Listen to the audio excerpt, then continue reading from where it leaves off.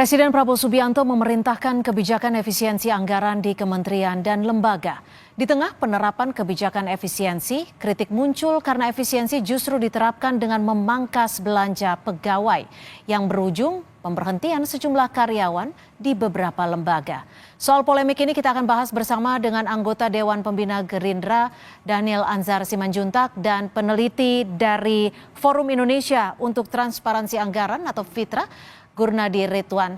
Selamat petang Bang Daniel, Mas Gurnadi, terima kasih sudah bersama kami di Kompas Petang. Selamat petang, Mbak Cynthia. Ya, selamat petang Mbak Cynthia. Bung Daniel, bagaimana Anda bisa menjawab kondisi saat ini ketika kebijakan anggaran yang tujuannya adalah baik, tapi juga berdampak kepada banyak pihak. Ada tenaga honorer yang dirumahkan, ada pula perbaikan fasilitas publik dalam hal ini jalan itu juga dibatalkan. Pertama Mbak Cynthia, sebenarnya instruksi dan perintah Presiden melakukan efisiensi itu sudah sangat terang terkait dengan akun dan pos mana saja yang harus diefisiensikan. Karena Pak Presiden secara langsung sebenarnya sudah menelusuri secara detail terkait dengan pos-pos yang punya kecenderungan kemubaziran, pemborosan, bahkan tidak penting dan sebagainya. Misalnya mengurangi perjalanan dinas, kemudian rapat-rapat, kemudian FGD, kemudian banyak lagi alokasi-alokasi anggaran di nama akun-akun yang berbeda itu yang bisa dipotong. Jadi tidak terkait dengan pemotongan di bidang-bidang yang terkait dengan pelayanan publik langsung atau Lalu hal-hal yang maaf saya potong, vital, bagaimana termasuk terkait dengan ASN atau P3K dan sebagainya. Nah, kemudian ternyata di tingkat di bawah instruksi Pak Presiden itu kemudian ada kekeliruan dalam penafsiran efisiensi yang dilakukan oleh beberapa kementerian bersama dengan beberapa pihak lainnya. Nah, karena ditemukan fakta itulah kemudian Presiden beberapa hari yang lalu memerintahkan untuk memastikan melakukan restrukturisasi lagi terhadap beberapa yang ternyata ada terjadi mismatch misalnya terkait misalnya alokasi anggaran yang bersifat vital terhadap pelayanan publik, terhadap sumber daya manusia dan sebagainya. Bang Daniel, Makanya ini kemudian artinya yang pemutusan ataupun dirumahkan untuk tenaga-tenaga honorer itu bagian dari kekeliruan yang Bang Daniel maksud? Oh iya, itu tidak dibenarkan untuk melakukan seperti itu. Makanya kemudian sudah ditegur langsung oleh Presiden untuk melakukan restrukturisasi. Makanya kemudian kan beberapa institusi yang dalam tanda kutip nekat melakukan pemberhentian dan sebagainya itu PHK kemudian agar dikembalikan lagi karena itu langkah yang salah dan tidak benar dan bukan itu langkah efisiensi yang dimaksudkan oleh Presiden. Justru yang harus dilakukan adalah efisiensi terhadap fasilitas-fasilitas yang tidak penting, misalnya yang dinikmati oleh para pejabat, Oke, kami tangkap. Perjalanan dinas dan sebagainya, Baik, kami tangkap. cenderung manipulatif dan sebagainya, Mbak. Mas Gurnadi, sejauh ini untuk pemotongan 306,7 triliun rupiah ini sejauh mana bisa mempengaruhi kualitas baik itu pelayanan publik dan juga efisiensi dari perekonomian negara? Sebenarnya kami juga menyambut ya Impres 1 2025 ini tentang efisiensi karena memang tentu ya sebagai sebuah negara yang baik itu tentu harus juga membelanjakan belanjanya sesuai dengan kebutuhan dan juga porsinya. Tapi nampaknya ya tadi di teman-teman Kompas juga secara gamblang ya menjelaskan dinamika yang terjadi baik di pusat ataupun di daerah ya. Nantinya menunjukkan bahwasanya Impres ini ternyata strategi pelaksanaannya belum mantap gitu ya, belum kuat. Makanya kami juga mempertanyakan ya kesiapan dari regulasi atau kebijakan publik ini karena juga terkesan terburu-buru ya dan daerah kita tahu sendiri ya bahwasanya APBD teman-teman di daerah itu sangat tergantung dengan transfer pusat. Nah, ketika kemudian secara mendadak di 2025 diberikan sebuah pemotongan, pemangkasan dari yang bersumber dari dana transfer. Nah, itu kemudian menciptakan tadi ya problem-problem soal masalah pelayanan dasar gitu ya. Salah satunya tadi ya berkaitan dengan jalan dan sebagainya. Dan ini tentu ya menjadi sebuah pukulan telak dan kontraproduktif ya. Apalagi kalau kita lihat ya beberapa kebijakan di pemerintah pusat ya, kita tahu sendiri banyak sekali kebijakan-kebijakan yang dibuat terkesan terburu-buru, remah partisipasi, kemudian dengan sepihak langsung dibatalkan gitu karena dianggap tidak efektif. Nampaknya ini perlu dikaji kembali ya setiap Oke. kebijakan yang dibuat karena sudah banyak sekali nih. Makanya kita juga Berarti gini mempertanyakan ya. Mas Gurnadi, artinya ketika ada kekeliruan, ketika ada ekses ini tidak diperhitungkan sebelumnya atau seperti apa? Kurang lebih seperti itu ya. Kalau kita melihat dari kondisi yang ada ya, kita tahu sendiri ya. Kemarin teman-teman di level kementerian sudah misalnya melakukan apa namanya dinasti kerja ya di Magelang dan sebagainya. Nampaknya belum terlihat gitu ya. Artinya memang efisiensi yang ditargetkan sebesar 300 triliun ini satu angka yang cukup ambisius. Nah, yang jadi titik permasalahan juga kan kita juga harus tahu ya dari sisi masyarakat ataupun dari sisi apa namanya masyarakat gitu. Kita juga melihat ketika ini diefisiensikan sebenarnya uang ini lari kemana. Nah itu juga harus dijelaskan oleh pemerintah gitu. Jangan sampai kemudian di satu sisi banyak pelayanan dasar yang kemudian tersita, tetapi di sisi lain gitu kita melihat bahwasannya pemerintah pusat juga nampaknya kayak tidak punya apa ya ana yang jelas ya. Misalnya saya satunya aja adalah soal awal kabinet terbentuk ya. Itu kemudian kita sebut sebagai kabinet gemoy gitu. Terus adanya pengangkatan status-status yang kita anggap juga kemudian mempertanyakan gitu. Sebenarnya yang diefisiensi yang mana gitu. Nah, seolah-olah itu efisiensi ini mengorbankan akar rumput gitu, menggunakan masyarakat yang bawah, tetapi di level atas itu tidak tuntas. Oke, mungkin silakan dijawab oleh Bang Daniel. Ada stafsus-stafsus yang juga baru saja diangkat. Kan formulasi efisiensi yang dilakukan itu sudah jelas sebenarnya. Terkait dengan beberapa jabatan, kan memang formasinya itu ada. Jadi memang misalnya staf khusus di kementerian itu formulasi dan undang-undangnya memang mengakomodir jabatan tertentu tersebut. Nah, kemudian kedua, arah anggaran akan kemana itu sebenarnya sudah jelas. Pak Prabowo, Presiden, misalnya di dalam sidang kabinet, kemudian kepada publik, bahwasannya alokasi efisiensi itu akan banyak langsung difokuskan pada upaya misalnya meningkatkan kesehatan masyarakat, kemudian sekolah, pembangunan sekolah-sekolah baru, kemudian juga Pak Prabowo, Presiden ingin mendorong government expenditure yang lebih besar di sektor ekonomi. Kenapa? Karena kan pertumbuhan ekonomi kita ini sekarang itu ditompang oleh konsumsi publik, konsumsi masyarakat.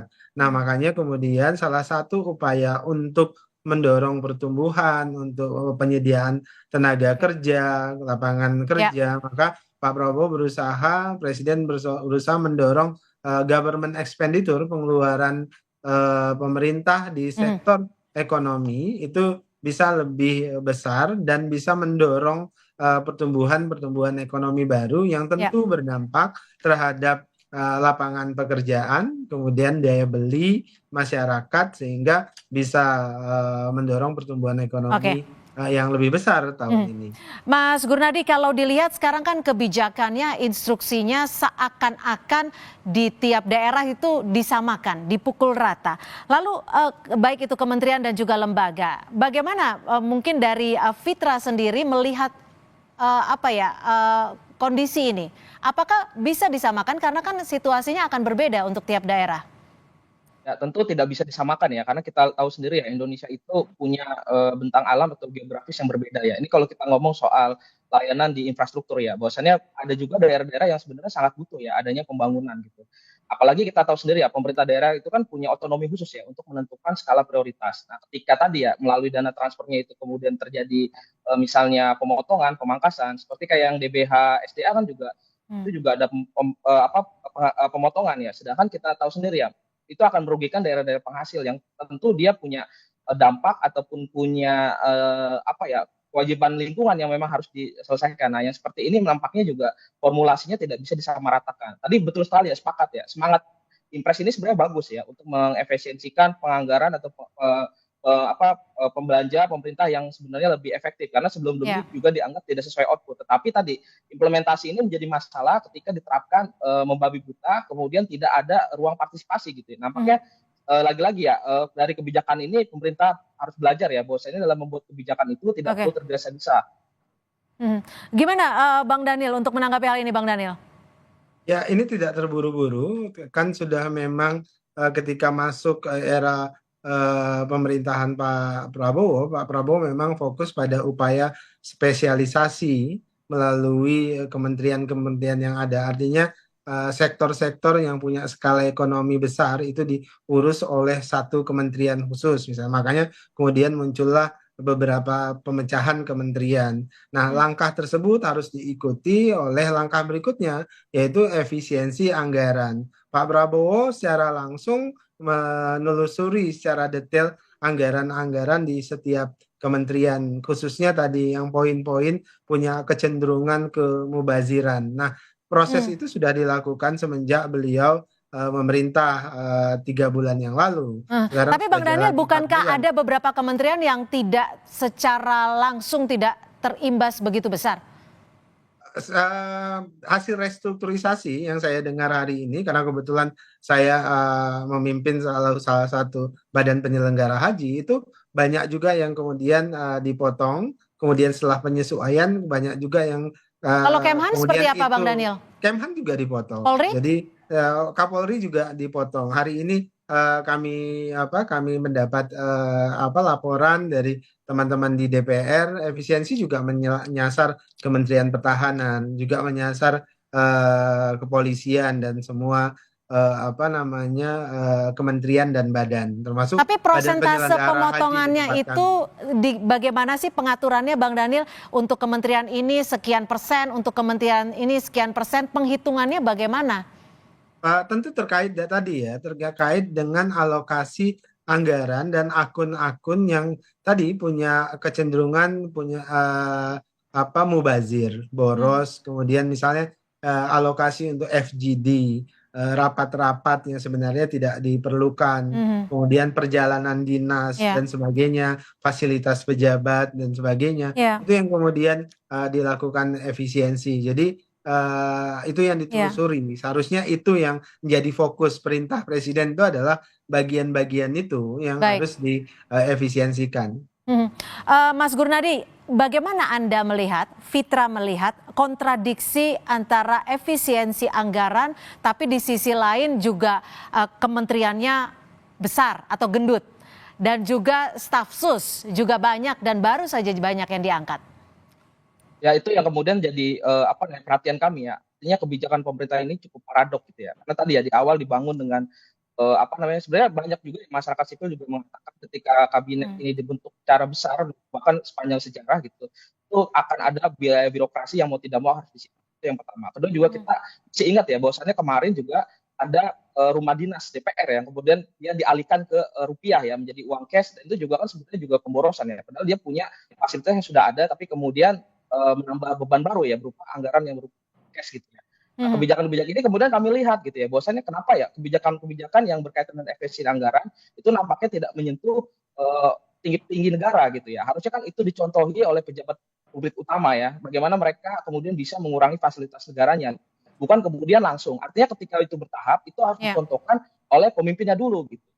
Karena kalau Hmm. tidak seperti itu ya akhirnya jadi seperti ini ya, terjadi kekeosan, terjadi kecemburuan sosial gitu ya. Ya. Walaupun secara semangat itu Hmm. impres itu cukup bagus menurut saya. Mhm. Bang Daniel, kontradiksi ini kan juga disoroti oleh masyarakat. Netizen juga menyoroti di saat Deddy Corbuzier ditetapkan sebagai staf sus Kemenhan, di sisi lain banyak tenaga honorer yang diberhentikan meskipun sekarang sudah direvisi ya. Bagaimana Anda melihat hal ini? Dan di sisi lain ada ekonom juga yang melihat bahwa ini nampaknya nanti akan ada dampak jangka panjang terkait dengan perekonomian di tanah air. Dampak jangka panjang pasti ada ya, tapi kami berkeyakinan dampaknya positif. Nah, dampak jangka panjang yang diharapkan oleh Presiden Prabowo adalah akselerasi pertumbuhan ekonomi, penyediaan lapangan pekerjaan dalam jumlah yang lebih besar. Kenapa begitu? Karena hasil dari efisiensi itu akan dialokasikan untuk mendorong pertumbuhan ekonomi yang lebih besar, untuk mendorong peningkatan daya beli masyarakat, dari semua program-program yang ada pada saat ini, termasuk untuk memperbaiki fasilitas sekolah di seluruh Indonesia. Jadi dampak jangka panjangnya secara ekonomi justru adalah dampak-dampak positif karena nilai 306 triliun yang diefisiensikan itu setelah dihitung itu oleh tim di presiden itu bisa mendorong pertumbuhan ekonomi yang sangat positif dan menyediakan lapangan pekerjaan karena banyak proyek-proyek pemerintah yang kategori tadi saya sebutkan spending expenditure yang bisa menyediakan lapangan pekerjaan yang cukup. Nah, kemudian kalau terkait dengan tadi saya sebutkan staf khusus dan sebagainya, Ya, ya. kan kalau itu memang formasinya memang ada. Artinya jabatan itu kan sejak periode-periode sebelumnya memang sudah ada. Nah, memang perintah presiden adalah penting semua para pejabat negara itu tadi menjadikan dirinya sebagai contoh, sebagai teladan. Itu berulang kali disampaikan oleh presiden agar kemudian upaya efisiensi ini bisa dilakukan Baik, secara masif dan menyeluruh. Kira-kira begitu, Mbak baik. Cynthia. Terima kasih Bang Daniel Anzar Simanjuntak, anggota Dewan Pembina Partai Gerindra. Dan juga terima kasih Mas Gurnadi Ridwan, peneliti dari Forum Indonesia dan untuk Transformasi Anggaran. Terima kasih. Terima kasih. Assalamualaikum. Ya, sama-sama Mbak Sainta.